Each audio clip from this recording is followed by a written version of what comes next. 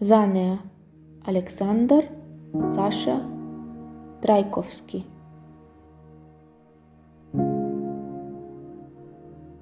Таа го излеа своето божествено богатство, а својата коса кадрава ја рашири по полето и по долините, а јас само немоќно гледав.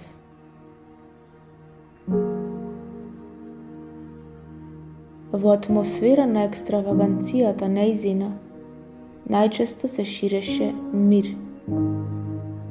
зошто сите само немо ја гледаат и молчат.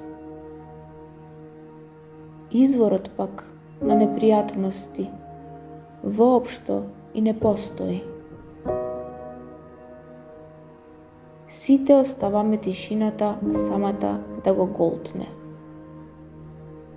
Секоја болка престанува, а поезијата моја за неа сама се пишува.